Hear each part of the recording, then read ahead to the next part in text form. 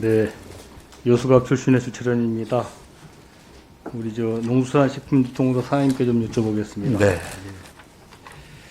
앞에서도 많은 말씀이 계셨습니다만은 국민 식생활 기초 품목을 안정적으로 확보해서 네. 가격 안정을 도모할 수 있도록 수매 수입 비축을 통해서 식량 수급 관리를 하는 것이 AT의 기본 등간에 존재 가치라고 생각을 합니다. 그런데 최근에 보았듯이 많은 분들이 이야기했습니다마는 올 추석을 전후해서 김치 주원료인 배추 가격 폭등으로 많은 우리 시민들께서 고통을 겪었고, 또 일부 재미를 본 배추나 이런 농가도 있었습니다만 그분들은 극소수에 불과하고 많은 김치업자들 이런 분도 상당히 고통을 많이 겪고 계시더라고요. 수급 때문에. 네, 그렇습니다. 네. 김치 가격을 갑자기 올릴 수는 없고 원료는 네. 비싸고 그래서 하여튼간에 적자를 보면서도 김치를 생산해서 판매할 수밖에 없는 이런 어려운 현장을 목격을 했습니다. 네. 이제 그 과정에 여러 가지 공사 측에서는 나름대로 역할을 했다고는 합니다만은 결론적으로는 주된 목적, 의무를 가진 AT 공사가 제대로 역할을 못한다는 이런 비난이라든지 책임을 벗을 수는 없다고 생각합니다. 네. 이게 이제 단순히 김치는 안 먹어도 버틸 수가 있습니다. 이번 저희 국회 구내식당도 보니까 배추김치 안 내놓고 딴 걸 내놓더라고요. 문제는 곡물이라고 생각합니다. 네. 우리나라 곡물 자급률은 21%에 불과합니다. 거의 곡물 자급률이 100%에 가까운 중국도 1년 총 소비량의 30%를 상시 비축을 한다고 들었습니다. 근데 우리나라는 얼마쯤 지금 비축이 되고 있습니까, 곡물이? 곡물은 지금 이제 수입 콩을 저희가 한 연간 20여만 톤 비축을 하고 있고요.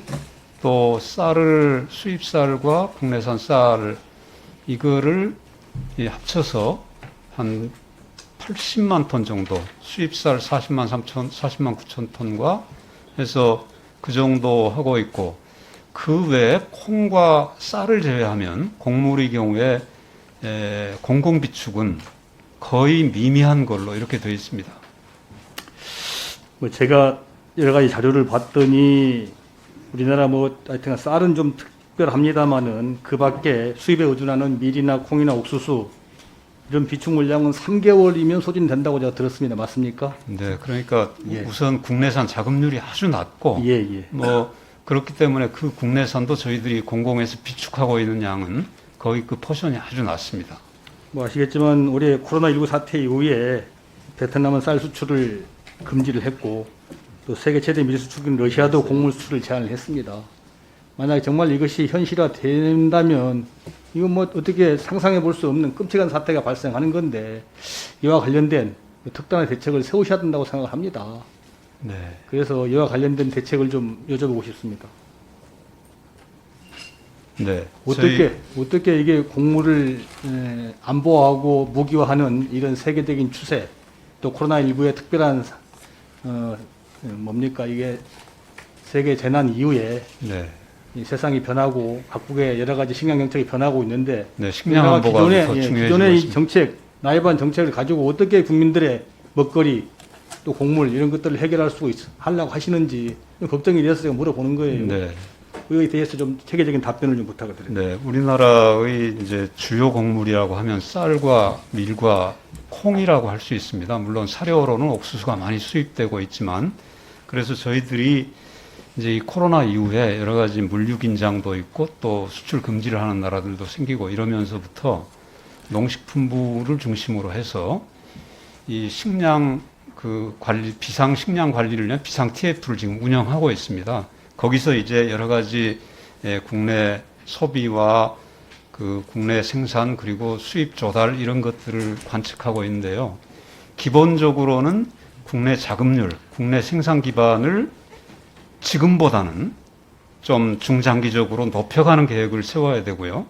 그리고 이제 그와 함께 우리가 어차피 또 지금 현재의 상황으로 보면 자급이 안 되기 때문에 곡물들의 경우에 그런 곡물들에 대해서는 해외 조달처 이런 것들 조달국들을 지금 일정하게 좀 집중되어 있습니다. 몇 개 국가에 그런 것들을 다변화하고 또 우리의 해외 조달, 국제 곡물 시장에 대한 여러 가지 역량, 대응 역량을 높이고 이런 것들이 일테면 우리 이 식량 안보를 위해서 꼭 필요한 일들로 지금 준비 중에 있습니다.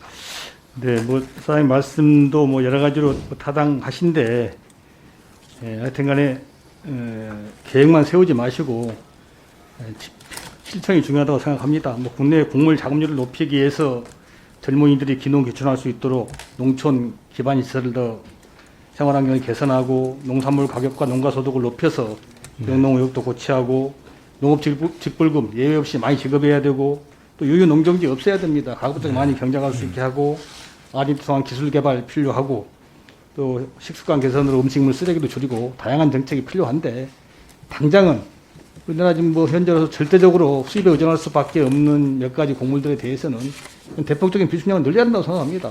네. 100% 수급이 되는 중국도 30%를 상시 비축하는데 우리나라는 21%밖에 자급이 안 되는데 이게 석 달치 25%만 이게 자금 비축해놓고 있어 되겠습니까?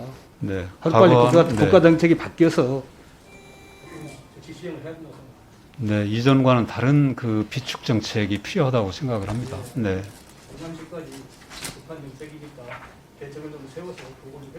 네, 네, 정리해서 보고 드리겠습니다. 네. 네, 주철현 의원님 수고하셨습니다. 이어서 권성동 의원님 질의해 주시기 바랍니다.